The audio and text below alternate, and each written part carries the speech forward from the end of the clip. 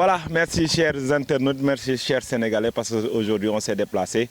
Nekkatuñu fi nga xam ne mooy hippodrome Ndiaw Macodou. Effectivement, hier il y a eu la guerre des gardiens entre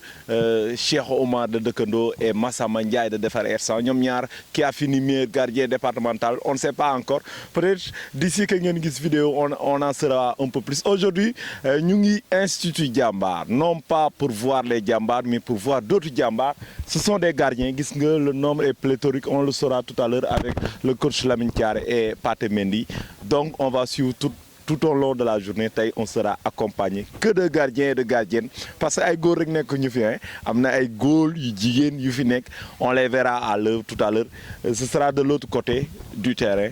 Merci.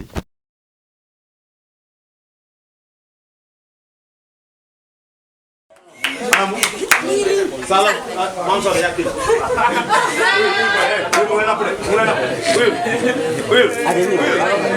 Tous vos corps à frapper les balles à fond. Le lion rouge a rugi, le dompteur de la brousse. Le vent s'était lancé, ici par les ténèbres. Soleil sur nos terreurs, soleil sur notre espoir. Debout frères, voici l'Afrique rassemblée. Vivre de mon cœur vert, épaule contre épaule. Mes fils frères, Sénégal est debout. Unissons la mer et les sources, unissons la steppe et la forêt. Salut Afrique mère. ñuy remercier ñëpp ñi fi teew d'abord coach yi, arbitre yi, ensuite suñu pensionnaires yi ak gardien de but yi. Li ñu def tey c'est pour vous.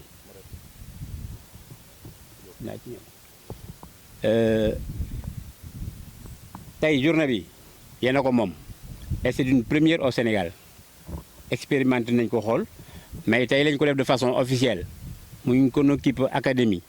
yëkkati ko ànd ci ak waa Jambar waa ligue sénégalaise contre le tabac taxawuñu donc muy loo xamante ne lu rëy la au Sénégal ñi fi nekk jiituma ci mbir mi xam nañ ñu dañ leen wax historique bi sommairement fan la jógee donc ñu leen di ñaanal une grande forme parce que affaire bi jongante la fair play ak savoir faire da ngay wane sa bopp. li may njëkkee rek mooy maa ngi remercier gardien yëpp seen disponibilité ak coono yi ngeen daj ba mun a participer ñu leen di remercier si loolu di remercier Institut Jambar bi nga xam ne moo ñu jox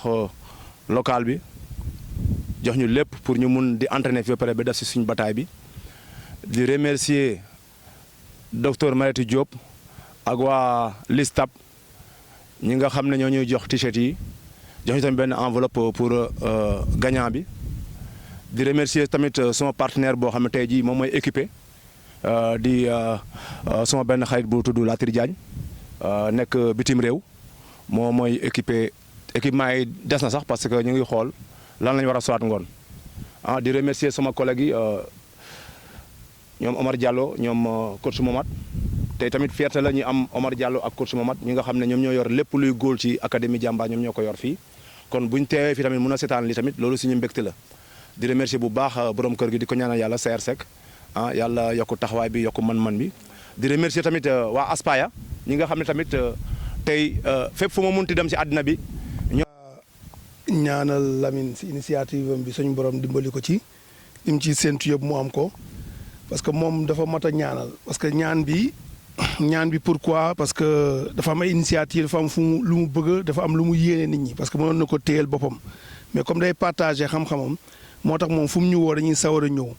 ñun en tant que coach dañuy jàng ci moom l'esprit de partage en tant que coach dañuy jàng ci moom ci xam-xamam mais waxatuma dara mooy góol yi nga xam ne am nañu chance wu parce que ñu nekkoon nañu góol joué nañu au plus haut niveau mais chance bi ngeen mën a am nii mosuñu ko ñun am koo xam ne dafa am bay bàyyi yitteem ak yëpp nga ngir ñun loolu am ko donc yombul caare vraiment yal na la suñu borom gën a dimbali li ngay yóotu yëpp mu yombal la ko te mu jig la donc ñun bu ñu ñëwee au nom de Jambar c'est pour te montrer que ni aussi dañu adhérer ci ce projet wax naa la ko yenn fois li ngay def bëgg nga ko mën nga ko et puis yéene nga ko nit ñi journée bu mel nii ñu dugal ci lutte contre tabac dafa gën a rafetaat parce que sportif ak tabagisme àndul sportif c'est un esprit sain dans un corps sain donc loolu tamit day initiative bu rafetaat teg ci donc bu ñu nee bataille de gardien ça veut dire que dañu bëgg a xam loo tamit sama xalaat bu gàtt góol ne ko sa lépp duel la toute ta vie tu fais que des duels corner tu es en duel 1 contre 1 tu es en duel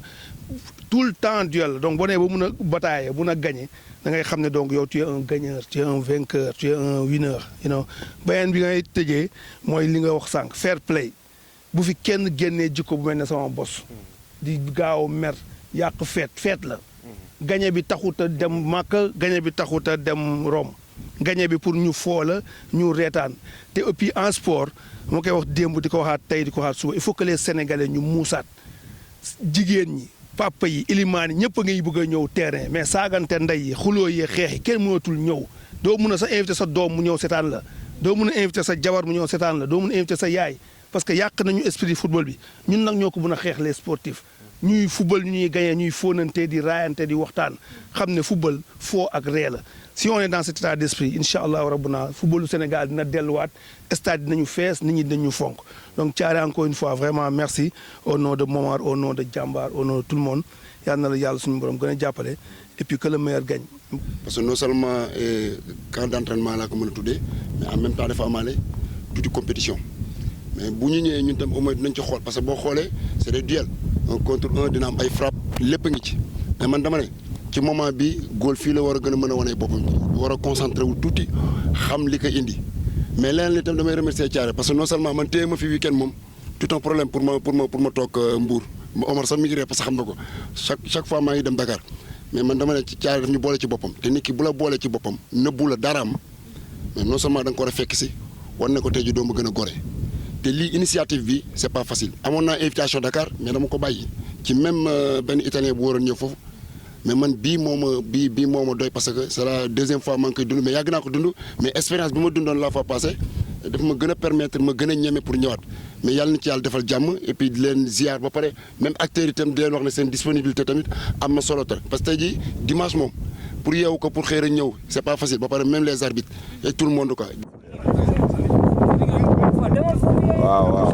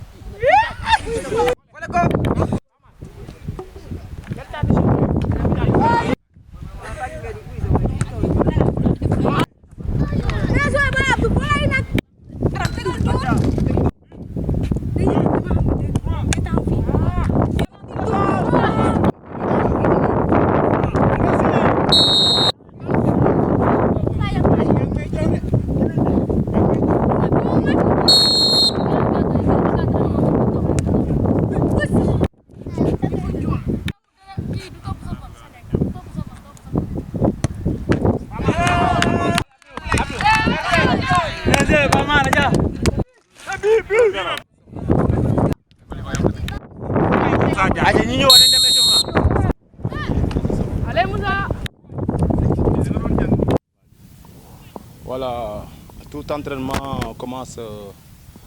par un échauffement quoi. Donc boo xoolee fii teg nañ plusieurs exercices xam nga mais on commence toujours par l'échauffement. Donc mobilité articulaire en commençant par le haut après terminer par le bas quoi. Donc ci biir échauffement bi aussi on prépare le corps aux séances qui sont devant nous quoi. Donc fait am na coordination ak les 5 techniques de base du gardien de but parce que dañ koy xaw a négliger mais c'est très important boo xoolee les 5 techniques de base avant de commencer les 5 techniques de base dañuy jël xale yi leen initier sur li ñuy wax la position basique parce que toutes les gestes du gardien commencent par la position basique xam nga foofu lañ ko commencer ko defee nag ñu associé si ay. position basique bi mën nga expliquer gars yi xam par exemple nga xam ne n'est pas initié lan mooy position basique. voilà waaw léegi xam nga comme ni ma ko waxee góol balaa muy bal bi di ñëw chaque fois dafa war a am taxawaay bi mooy la position basique boo ko déggee mooy la position de base du gardien de but li nga xam ne moom la góol bi di wàccale pour balaa bal bi di ñëw parce que avant de répondre à la solution technique il faut toujours répondre à la solution tactiquement dafa war a taxaw léegi si la position basique les genoux doivent être semi-fléchis dafay xaw a semi-fléchir genoux yi le buste un peu en avant ok la tête fixée vers l'objectif les mains au milieu du corps ok léegi les épaules doivent être parallèles aux genoux ok des fois da nga gis ñoo xam ne seen position basique du baax bu ñu yaatalee tànk yi nii baaxul parce que tànk yi dafa yaatu trop bu tëjoo tamit baaxul kon nii ba pare bu du teg tànk yëpp day càpp tànk yi fii mooy position basique les mains au milieu du corps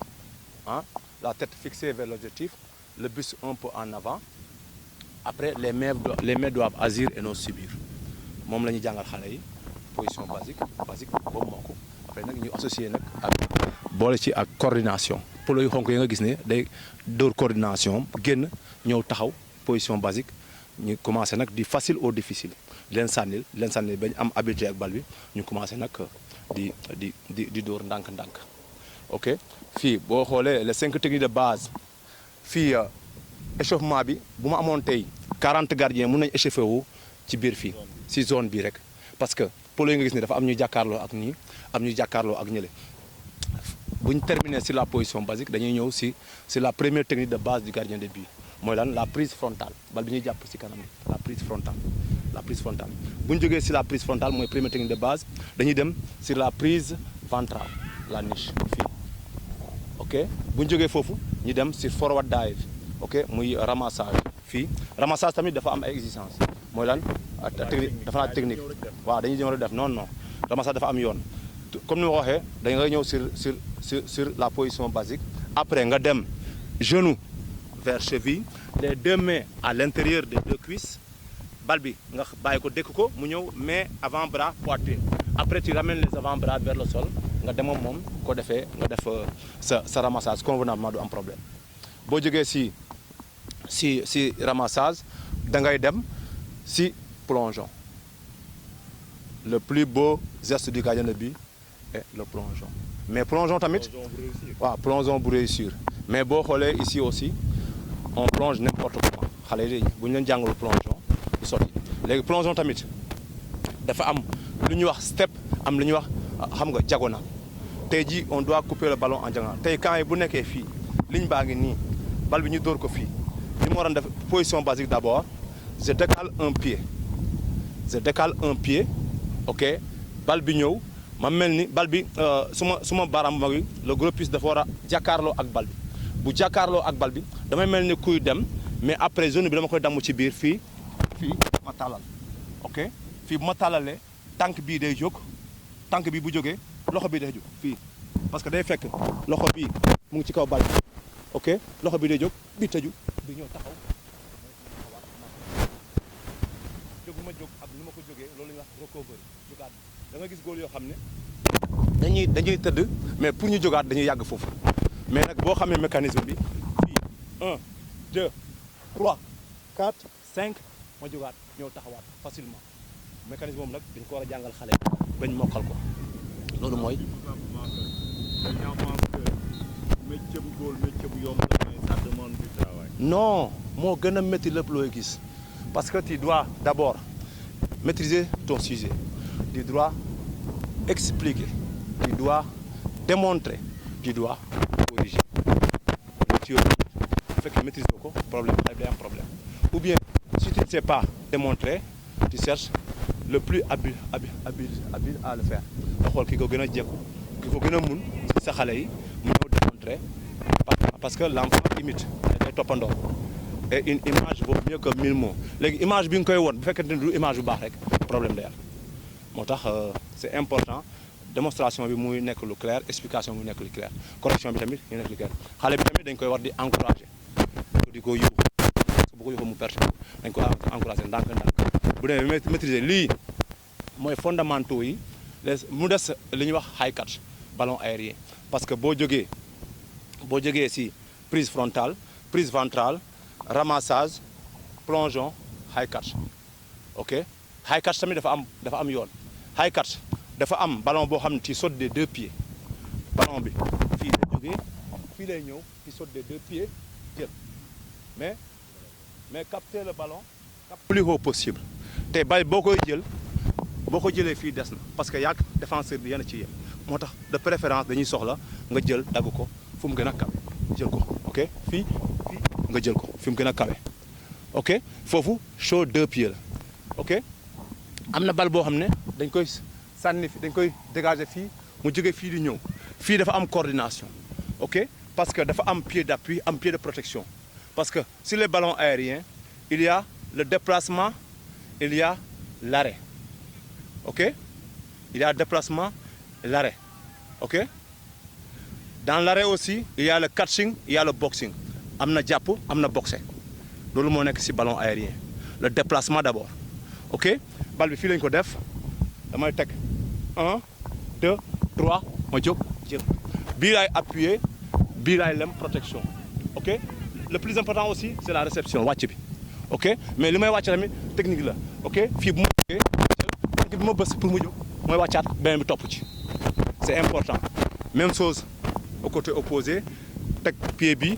yëkkati ci pied bi wàccaat ñaari côté war nañ xam ban tànk la ñuy pied d'appui ak pied de protection parce que dafa am bal boo xam day ñëw fii nga jóg soo groupé 2 pieds fii teg pied droit lem pied gauche fii nga teg pied gauche lem pied droit c'est important aussi la communication yuuxu bi ngay yuuxu c'est important loolu yëpp pour que won gars yi ne am na ku fi nekk am na ku gérer surface bi yëglu gars yi bàyyi la boo paree nag si jël bi am na lu ñuy wax la prise de décision soit la continuité ou bien la temporisation continuité parce que gis nga sa jour bu décalé bu baax nga jouer ak moom la temporisation gars yi ñu ngi fii kenn demagul damay téye temporiser gars yi génn ma jouer ok loolu c'est important loolu c'était pour les 5 techniques de base ici c'est pour beneen bi des c'est pour la coordination en souplesse am na ay cordes am na lépp parce que xale bi boo koy jàngal dafa war a bëri lu muy def coordination dafa war a bëri lu muy def souplesse waaw te lépp looy def tamit dafa war a nekk jeu te li ëpp tamit su ñu koy jàngal na nekk technique parce que bu technique bi mokkee rek après des yeneen xool li ngay travail endurance en puissance yaay xool ndax aérobie ou bien anaérobie lactique xam nga yaay xool ndax xam nga vitesse ou bien résistance ah yëpp yaay xool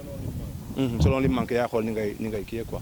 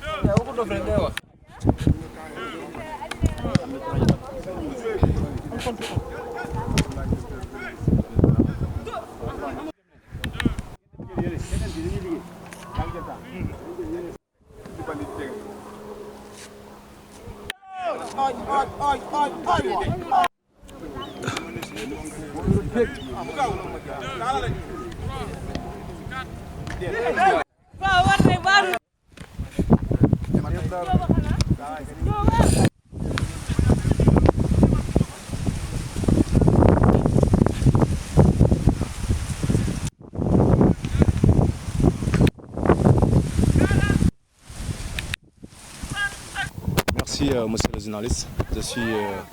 content de répondre à votre question. Mais permettez-moi tout d'abord de faire mes remerciements à l'Institut Diambar qui nous a donné ses locaux pour cette manifestation. Je remercie aussi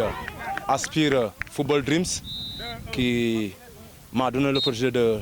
voyager un peu partout et de pouvoir aussi prendre des connaissances sur ce qu'on a organisé aujourd'hui, qui est la bataille des gardiens. Ce qui m'a poussé aussi à organiser cette manifestation, c'est que j'étais en 2010 à un camp d'entraînement avec les 18 meilleurs gardiens, meilleurs juniors du monde avec Casillas au Qatar. C'est un stage que j'avais participé d'une semaine où on avait fait la bataille des gardiens. Et je crois que, si je ne me trompe pas, c'est un Allemand qui l'avait gagné là-bas, quoi. Ce qui m'a poussé à faire cette bataille aussi, parce que je crois que c'est une première aussi en Afrique, c'est une première aussi au Sénégal. Et ça vous permet aussi de pouvoir détecter des gardiens, parce que dans cette bataille, tu peux trouver tout ce que tu veux, toutes les techniques du gardien de but. On a vu plusieurs catégories, les plus jeunes, même les minimes, cadets, juniors, voire même les seniors. Cela veut dire que tout simplement, il y a une crème, mais aussi la particularité, il y a beaucoup de filles qui participent à ce camp. Bon, comme vous le dites, ici il y a toutes les catégories confirmées, on les a classées parce que c'est un tournoi où on a pris il y a 3 coupes qu'on a mis. Donc le problème c'est pas les coupes, le problème c'est l'enjeu. C'est pas l'enjeu, mais c'est ce qu'on veut découvrir dans cette bataille. Donc, il y a vu beaucoup de filles, parce qu'ici aussi, à Nkono Academy, on commence à préparer beaucoup de jeunes filles. On commence à préparer la relève. Et toutes les filles que vous voyez ici, ce sont des minimes, des cadettes et des filles aussi qui sont en équipe nationale. Jusque-là, est-ce que vous êtes satisfait du déroulement? Non,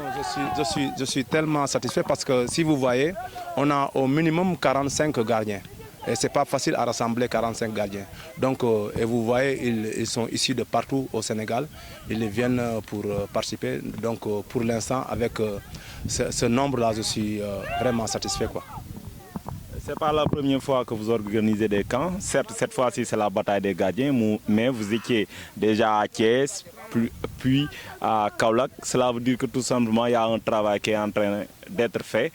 pour préparer les gardiens. Maintenant, selon vous, est-ce que le niveau des gardiens de but au Sénégal, ça vous satisfait? Est-ce que le niveau est bon? Ok, je suis vraiment satisfait de répondre à cette question. Donc, ce n'est pas la première fois qu'on organise ces genres de situations, ces genres de manifestations, mais c'est la première fois aussi qu'on organise une bataille des gardiens. Et je crois que c'est une première aussi au Sénégal et on veut la pérenniser, on veut l'organiser aussi dans toutes les régions du Sénégal. Donc, comme vous l'avez dit, nous sommes contents de travailler pour notre nation parce que lorsque nous avions fait notre formation à Thiès, on retient toujours les recommandations de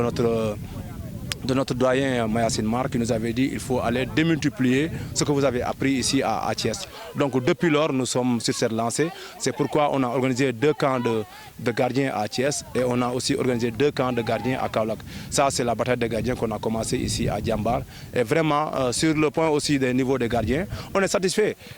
On ne peut pas envier les autres parce qu'au niveau local maintenant, on commence à voir. Tout récemment, vous avez vu avec le Bichoke, avec Al-Ousseinou qui est 5 fois meilleur gardien d'Afrique, avec Pape Djalindiaï qui nous ramène une coupe avec le IFOA. Donc si vous voyez aussi la prestation de Abdoulaye Diallo, la prestation de Khadim à Orea, donc on n'a rien à envier. Vraiment, maintenant le niveau est bon, on n'a rien à envier aux autres pays. Donc ce qui reste, c'est d'essayer d'unifier notre travail, d'essayer de collaborer, d'essayer de travailler ensemble. Inch'Allah, ça ira quoi. Votre staff, c'est l'occasion de les remercier, je pense bien. Non, comme vous le dites, moi, si ça dépendait seulement de moi, ça n'allait pas être comme si. Donc, si on parle de Tchare, il y a un groupe, un staff soudé qui est derrière lui. Donc, c'est l'occasion de le remercier vraiment. Il y a Pate Mendy, donc il y a Bafal, il y a Fatou Diaoudiassé, il y a Seck Ndiaye, et tant parmi d'autres qui sont derrière nous. Donc vraiment, je le remercie de passage. Tout ce que vous voyez là, ce n'est pas moi, c'est eux quoi.